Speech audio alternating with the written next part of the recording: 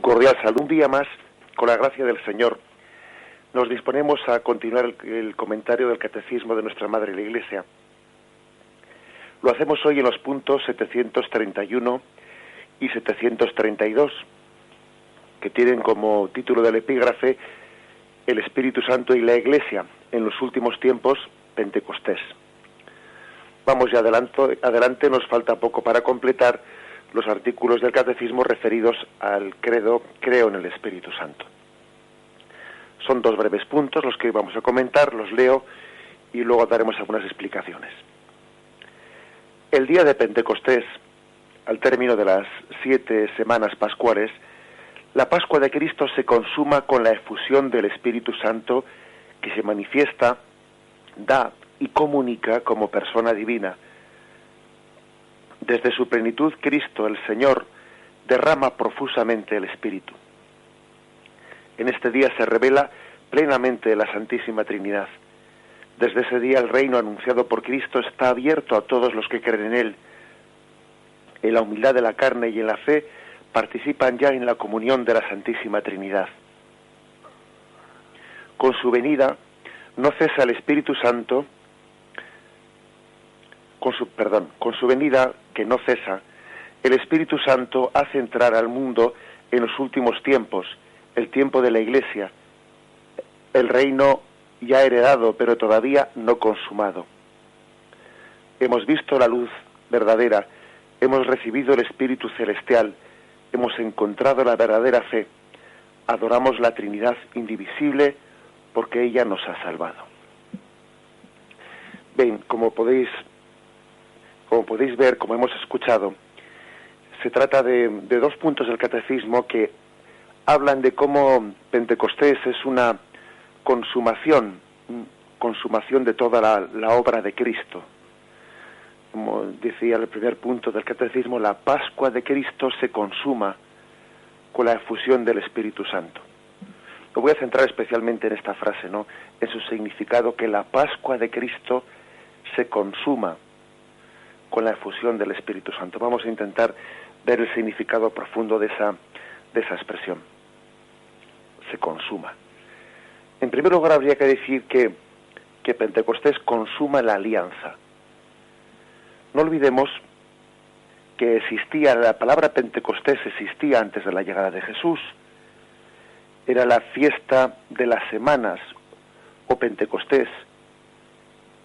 En efecto, el libro de los jubileos, que tenían allí los judíos, en el que conservaban lo que eran los jubileos, considera esa fiesta como destinada a celebrar cada año la renovación de la alianza.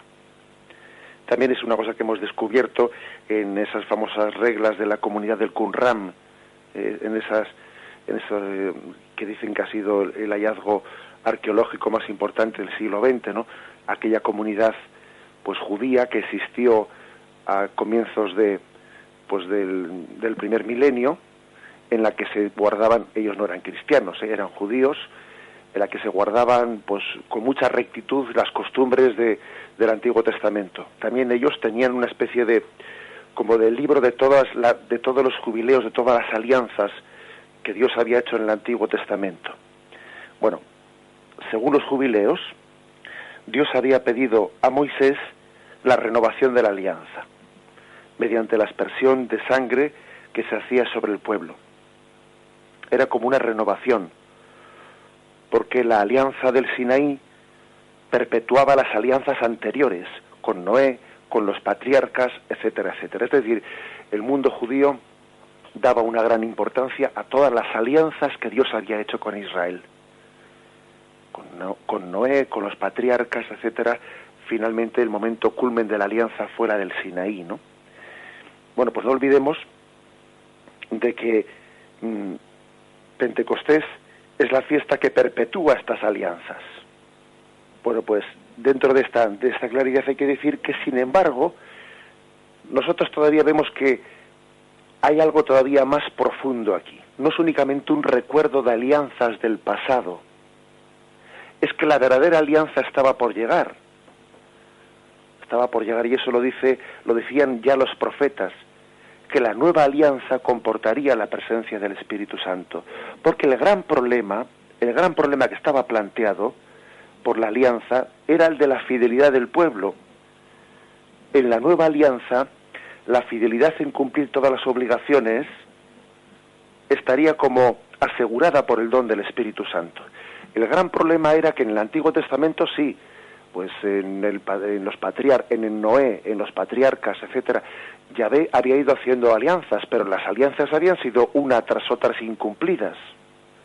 ¿Por qué? Pues porque el hombre tiene incapacidad de cumplir su alianza con Dios. Porque querer no es poder, en contra de lo que muchas veces se dice. Porque el hombre quiere ser fiel a Dios y luego, pues, sus buenas intenciones ya sabemos dónde quedan. El gran drama del Antiguo Testamento era que esa alianza había sido una y otra vez había sido incumplida. Y los profetas anuncian que llegará un momento en que una alianza será perfectamente cumplida. Y dice Ezequiel: os daré un corazón nuevo, infundiré en vosotros un espíritu nuevo, quitaré de vuestra carne el corazón de piedra y os daré un corazón de carne, infundiré mi espíritu en vosotros y haré que os conduzcáis según mis preceptos y que guardéis mis mandatos. Vosotros seréis mi pueblo y yo seré vuestro Dios. Os salvaré de todas vuestras impurezas. Dice Ezequiel 36, versículos del 26 al 29. Así pues, la liberación del pecado, la purificación, son el resultado de una infusión de un espíritu nuevo, espíritu de Dios, comunicado a los hombres. Este espíritu será clave necesario para una rectitud moral. De esta manera se consuma la nueva alianza, en la que, según Jeremías, también la ley divina queda ya inscrita en el fondo de los corazones. Bueno, pues esta es la clave, es decir, Pentecostés es la consumación de una alianza, porque una alianza no es alianza mientras que no lo sea por las dos partes. Y en el Antiguo Testamento, la alianza pues únicamente era por parte de Dios, porque por parte de Israel solamente era la intención. Pero es que con la efusión del Espíritu Santo en Pentecostés, la alianza es por las dos partes. Porque el Espíritu Santo es la garantía de que nuestro deseo es un deseo eficaz. Ya no es únicamente una buena intención como era en el Antiguo Testamento. Nuestro deseo de alianza con Dios es un deseo eficaz porque el Espíritu Santo ha sellado nuestra alianza con Dios. En la tradición, Pentecostés ha sido a veces comparado a la alianza del Sinaí. Acordaros de que cuando se produce la alianza del Sinaí, el pueblo que está alrededor del monte ve que aquel monte echaba humo, que allí había una nube que cubría lo alto del monte y se veían rayos y llamas de fuego cuando Yahvé se acercaba al monte Sinaí para hacer alianza, ¿no? San Agustín estableció un paralelismo, una comparación entre la bajada de Dios sobre el Sinaí, entre llamaradas de fuego, y la bajada del Espíritu Santo, pero poniendo de relieve la diferencia que en Pentecostés no era un fuego que sembraba terror, sino un fuego apacible y una ley escrita no en piedra como en Sinaí, sino en los corazones, para dar cumplimiento a las profecías de Jeremías, ¿no?, acerca de la nueva alianza. Esto fue algo que subrayó San Agustín y que luego también Pedro Lombardo y algunos otros padres de la Iglesia insistieron. Una comparación, fijaros, esas lenguas de fuego posadas sobre el colegio apostólico y sobre María, esas lenguas de fuego evocan también el fuego en el monte Sinaí, pero con esa diferencia, ¿no?, que aquel fuego, el monte Sinaí, resultaba aterrador para el hombre, porque era un fuego pues que casi nos consumía, ¿no?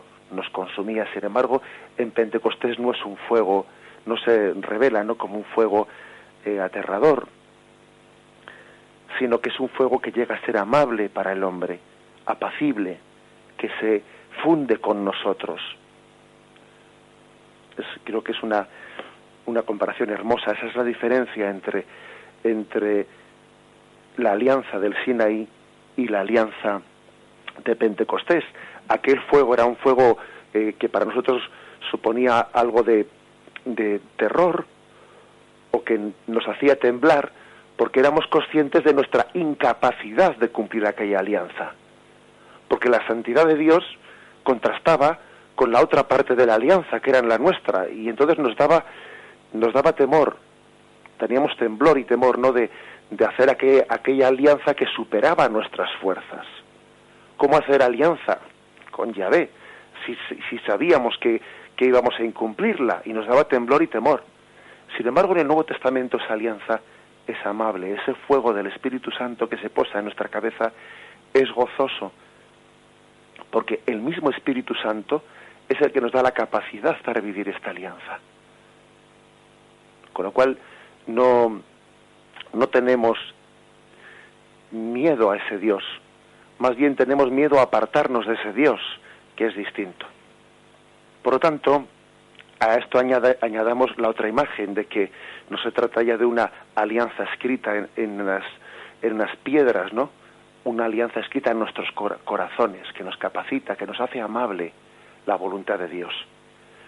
La voluntad de Dios no es un precepto que hay que cumplir y que está fuera de nosotros, sino que Dios lo escribe en nuestros corazones de manera que la ley de Dios es nuestro gusto personal, o sea, nuestro gusto personal. Uno de los dramas que tiene el hombre es que la voluntad de Dios no le resulta gustosa. Claro, eso ocurre cuando la alianza todavía está escrita en piedra y no está escrita en los corazones. Sin embargo, cuando Dios nos da el don de gustar del Espíritu, entonces la ley de Dios está escrita en nuestros corazones. Es así, se puede poner muchos ejemplos, ¿verdad? Pues cuando alguien vive carnalmente, pues la asistencia a misa el domingo es para él un precepto que hay que cumplir, que está escrito de alguna manera en un papel ese precepto, está escrito en una tabla de piedra, y entonces para él ese mandamiento, esa obligación de acudir el domingo a misa no le resulta gustosa, es un sacrificio que tiene que hacer.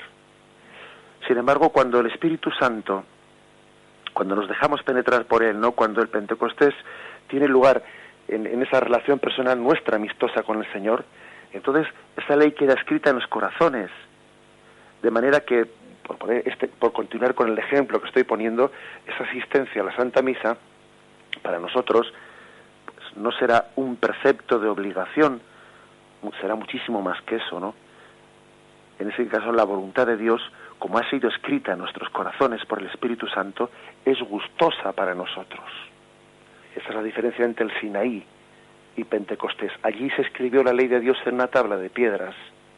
Ahora se escribe la ley de Dios en nuestros corazones. Por consiguiente, en Pentecostés se estrecha la verdadera y definitiva alianza. En ese momento, Cristo glorioso reúne definitivamente a la humanidad con Dios, infundiendo en el corazón de esta humanidad su Espíritu, el Espíritu Santo. Y el Espíritu Santo asegura la sinceridad de la alianza, asegura nuestra fidelidad, la inconmovible permanencia, asegura pues que esta alianza va a llevar a buen término, que se va a desplegar en todos los hombres. Pentecostés representa el don supremo del amor divino, ya que por medio del Espíritu Santo Dios se entrega a lo más íntimo del ser del hombre. Y fijaros esto que voy a decir. En Pentecostés Dios viene a morar no ya simplemente entre los hombres, como sucedió en la Encarnación. Dios habitó entre nosotros, ¿no? Y habitó entre nosotros, decimos eso, en el Ángelus. En la Encarnación Dios habitó entre nosotros. Pero es que aquí hay un paso más de lo que ocurrió en la Encarnación.